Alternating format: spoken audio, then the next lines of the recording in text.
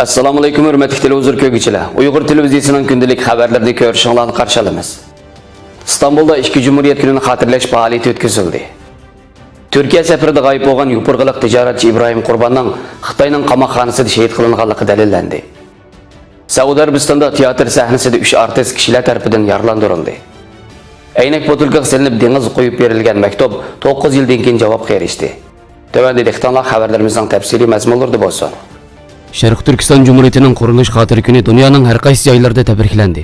Sharq Turkiston Islom Cumhuriyetining Qashqarda qurilganligining 86 yilligi, Sharq Turkiston Cumhuriyetining Elida qurilganligining 75 yillik munosabati bilan İstanbul Zeytunburnu'da Sharq Turkiston Ma'arif va hamkorlik jamiyati uyushtirgan faoliyat Abdul Ahad Abdurrahman afandimning riyosatchiligida Qur'on tilovati bilan boshlandi.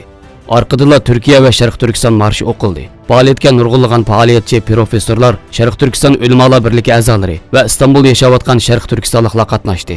İstanbul vaqti kech soat 6:30 dan 11:30gacha davomlashgan faoliyat bolalarning she'r qo'shiq, naqsha va yangi nesil jamiyat yoshlar tomonidan o'rinlangan Sharq Turkiston Cumhuriyeti nomli teatr qatnashchilarga jo'shqin ruh va unutilg'usiz bir kech sundi. Faoliyat so'z qilgan Sharq Turkiston tashkilotlar birligi raisi Hidayatulloh O'g'izxon, davoyimizda texnik ilgirlab mengayotganligimizni o'zimizga, sabdoshlarimizga, avlodlarimizga ishontirish uchun, shundaqla avlodlarimizga miros qoldirishimiz uchun ularning ruhiga va qalbiga naqsh attirish uchun to'plandik dedi. Çanakkale 18 Mayıs Üniversitesi doktori Hacı Qutlug Xitoy bilan bo'lgan mujodalamizning ustal ustida emas, balki haqiqiy kurash orqali ro'yobga chiqadiganligini yo'ritib berdi. Hacıtepe Üniversitesi doktori Erkin Ekrem Efendi Xitoy kommunistlarning vatanimiz Sharq Turkistonni ishg'ol qilishining oldi keyindagi ishlarni tafsili anglatdi. Doktor Olimjon Bug'da 1933-yili Qashqarda qurilgan Sharq Turkiston Islom Cumhuriyetining qurilish sabablari va asosiy qonunlari haqida so'z qildi. Doktor Abdurim Davlat ikki jumhuriyatning bizga nimalarni qoldirib ketganligi haqida, Mahmudjon Damullam amir bo'lishning islomdagi o'rinlarini so'zladi.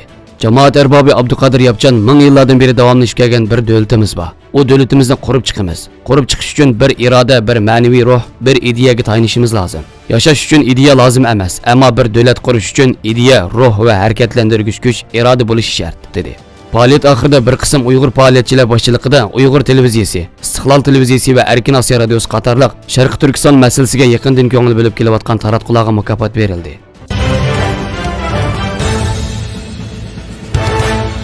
Erkin Osiyo radiosi xabarida Turkiyadagi yopurg'iliq muhojirlarning oshkorlashicha 2016-yili 5-oyda yopurg'idan Turkiyaga qarab yo'lga chiqqan tijoratchi İbrahim Qurban Urumchi kelgandan keyin izdiraksiz g'oyib bo'lgan. Aeroplan bileti elinib bo'lgan İbrahim Qurbanning aeroplan uchishga 2 kun qolganda izdiraksiz g'oyib bo'lishi uning Turkiyadagi do'stlarini andishiga solgan. Ular aloqador kanallar orqali İbrahim Qurbanning yopurg'ida qamoqxonada o'lganligidan 2 yil keyin xabar topgan. Erkin Osiyo radiosi muxbirining yopurg'iga qarta epag'an telefon ziyoratlari davomida İbrahim Qurbanning qamoqxonada o'lganligi dalillangan. Hamda o'lim uchurining soqchi sohasidagilardan maxfiy tutilganligini so'zlab, yopurg'ida chet elga chiqib kirganlar emas, chet elda tuqqani bolalarning og'ir taqib ostiga ilinganligi va ba'zilarining chet eldagi tuqqanlari bilan telefonda so'zlashganligi uchun lagerga so'langanligi oshkorlangan edi. Aslida yopurg'ining terim yesidan bo'lgan va Urumchida Abli Sod sarayida do'kon ochayotgan tijoratchi İbrahim Qurban 2016-yili 4-oyda bir do'sti bilan birlikda Turkiyaga sayohatga kelgan. Turkiyadagi 2 haftalik sayohati jarayonida Turkiyada tijorat qilishni planlagan İbrahim Qurban shu yili 5-oyda yopurg'idan Turkiyaga 2-chi qatimliq safar boshlab, Urumchi kelganda izdiraksiz g'oyib bo'lgan. Uning bu safardan xabar bo'lgan Turkiyadagi do'stlari biletini olgan aeroplanning uchishining oldi keynida ko'p surishti qilgan bo'lsa-mu, hech qanday uchura olmagan. Oradan 2 yil o'tganda uning Turkiyadagi do'stlari İbrahim Qurbanning yopurg'i noyilik jamoat xavfsizlik idorasining muavin boshlig'i Ahmad Ubul tarafidan Urumchida tutilganligi, yopurg'iga akitilib so'roq qilinganligi va qamoqxonada qiyin qisloqdan jon uzganligi haqida uchragan. Ammo İbrahim Qurbanning tutilish sababi haqida ma'lumot berilmagan.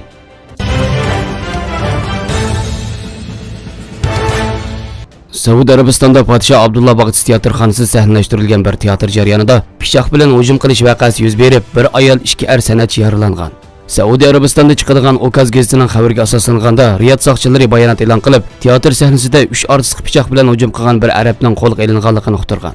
Bu voqeaning Saudiya Arabistondagi ko'ngil etish shayitiga qarshi noroziliklar yuqori pallaga chiqqan bir payt yuz berganligi qayd qilingan. Ko'ngil etish shayitining Saudiya Arabistonda har xil ko'ngil etish faoliyatlarini o'rinlashtirishi, Saudiya Arabistonning qimmat qarashlariga 30 yildan ko'proq vaqt pechatlangan kino xonalarining ayollarga echib etishi, islom shariati, urf-odat va an'analarga zid bo'lganligi sababidan og'ir tanqidlarga duch kelmoqda edi.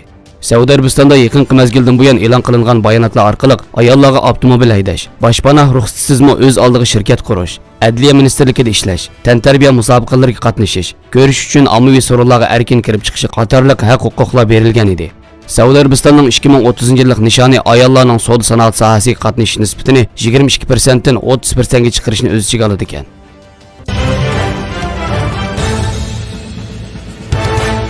Amerikada 10 yoshli bir o'smir shishining ichiga solgan maktubini dengizga qo'yib bergan bo'lib, oradan 9 yil o'tgandan keyin maktubga Fransiyadan javob keldi. BBC torining xabarlariga asoslanganda, hozir 19 yoshga kirib qolgan Max Verdenborg ismli bir yosh 2010 yili 10 yosh chig'ida ichiga maktub silingan shishini Amerikaning Boston shahridan dengizga qo'yib bergan. 9 yilda Atlantik okeandan o'tib, Fransiya sohillariga yetib kelgan. Maktubda Max Verdenborg o'zini tafsiliy tonishtirib, yaxshi ko'rgan narsalarni radlik yezib, dengiz sohillari va olam bo'shligiga hammadan bakrak qiziqadiganligini yozgan. Shundaqla maktubni o'tinib qolay, cho'qim javob yozing deb oxirlashtirgan. 2010 yili avgust oyida yozilgan bu maktub 2019 yili oktyabr oyida Dobus ismli bir kishiga uchirgan va u kishi Max Verdenborgning talabiga binoan maktubga javob xat yozgan. Dobus aynak botilkini oktyabrda uchratganligini, uningga javoban yozgan maktubiga aynak botilkining tepilgan joyining xaritasini va zodi qayerda uchirganligi haqidagi ma'lumotlarni qo'shib yo'llaganligini bildirgan. Hozir 19 yoshli Max Verdenborgmo o'ziga qaytarib yo'llangan asli maktubini Twitter hisobida ham baharlagan. Xabarlarimizni ko'rganingizga rahmat. Ko'rishguncha omon bo'linglar. Xayr xo'sh, Allohga omonat.